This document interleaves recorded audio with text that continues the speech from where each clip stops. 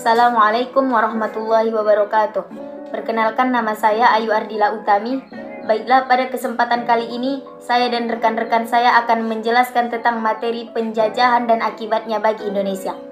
Timbulnya penjajahan di Indonesia secara garis besar disebabkan oleh dua faktor, yakni faktor internal dan faktor eksternal.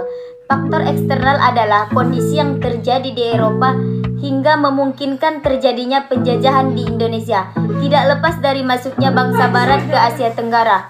Pada abad ke-16, secara bertahap membawa bangsa Indonesia ke lingkungan perdagangan internasional.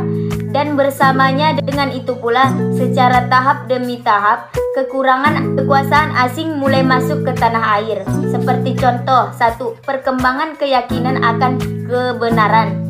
2. Kebenaran kekuasaan Islam di daerah Afrika Utara dan pantai timur Laut Tengah. 3. Ambisius untuk mencari daerah-daerah baru dalam rangka mengembang tugas secara keyakinan, kejayaan, dan penyebaran agama Nasrani. Adapun faktor internal atau kondisi yang memungkinkan bangsa asing menjajah Indonesia, kontak hubungan perdagangan, penghasilan rempah-rempah terbesar, belum adanya rasa persatuan antara kerjasama yang satu dengan kerjasama yang lainnya. Baiklah, saya akan melanjutkan hasil presentasi teman saya. Yang akan saya sampaikan adalah tentang karakteristik penjajahan Spanyol. Spanyol menjelajah Indonesia hanya sementara karena mereka lebih memfokuskan kekuasaannya di Filipina. Walaupun hanya sementara, namun termasuk bangsa yang pernah menduduki Indonesia. Sesuai dengan hasil perjanjian tertulis jelas bahwa Spanyol mendapat bagian wilayah barat. Rombongan kapal Spanyol bertolak dari negerinya menuju ke arah barat, di bawah pimpinan Magellan. Rombongan kapal Spanyol ini telah melintasi Samudra Pasifik. Spanyol ini setelah melintasi Samudra Pasifik, tiba di Filipina. Magellan sendiri tewas dalam Perang Denang, penduduk Pulau Cebu. Akan tetapi, rombongannya meneruskan perjalanan ke Maluku dan tiba di Tidore tahun 1521. Waktu itu, Tidore dipimpin oleh Sultan Al-Mansur.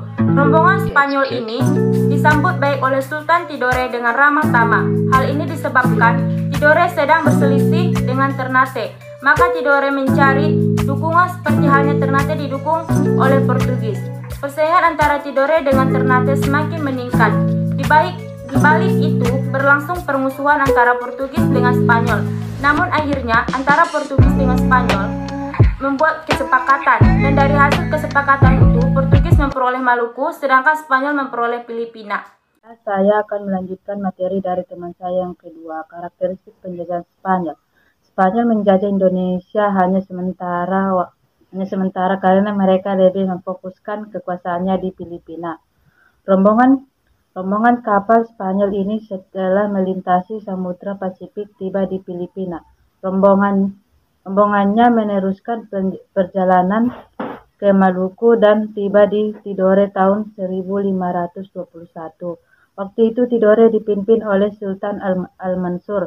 Rombongan Spanyol ini disambut baik oleh Sultan Tidore dengan ramah tamah. Persaingan antara Tidore dengan Ternate sementara meningkatkan. Di balik itu berlangsungnya permusuhan antara Portugis dengan Spanyol. Saya akan melanjutkan materi yang disampaikan oleh teman saya, yaitu karakteristik penjajahan Inggris dan karakteristik penjajahan Belanda.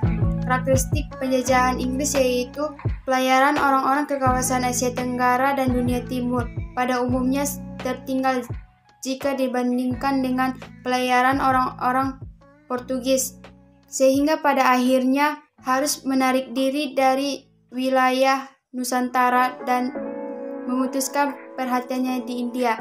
Sedangkan karakteristik penjajahan Belanda yaitu kehadiran Belanda ke Indonesia semata-mata didorong oleh upaya mencari sendiri rempah-rempah ke Indonesia, sehingga tidak dianggap membahayakan kependudukan penguasa-penguasa di pribumi.